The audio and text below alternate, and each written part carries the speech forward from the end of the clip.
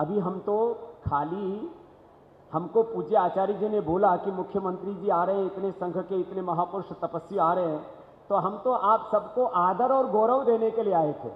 और इधर प्रेम जी बड़े प्रेम से मुस्कुरा रहे हैं, एक बार इनके लिए भी अभिनंदन। तो बच्चों, बस अंतिम बात ये कहना चाहता हूं, अपने काम पर पूरा फोकस करो।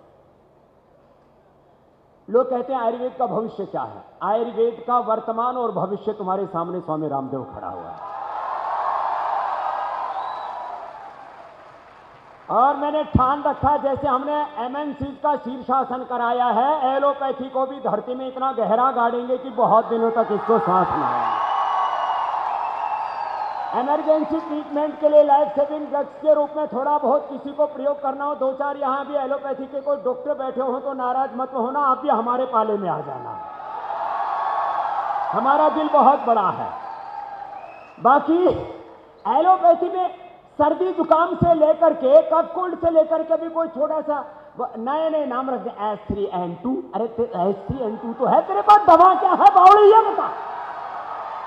इनके पास में कोई दवाई नहीं है, न सर्दी की, न जुकाम की, न बुखार की। कोरोना बीत गया, अब तक दवा नहीं बना पाए, उसकी भी पहली दवाई हमने बनाई। इनके पास में बीपी की कोई दवाई नहीं, इनके पास शुगर की कोई दवाई नहीं।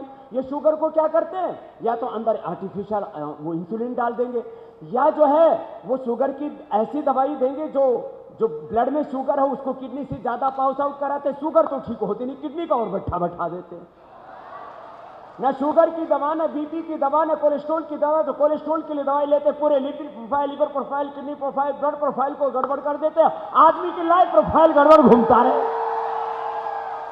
ये तो फाइजर कंपनी जो दुनिया की सबसे बड़ी है, वो उसकी भी आप दवाई लेकर के देखो, उस पर लिखा हुआ है इससे तुम्हें फैटी लिवर हो सकता है। 25% लोगों को फैटी लिवर हुआ तो एलोपैथी ने किया है।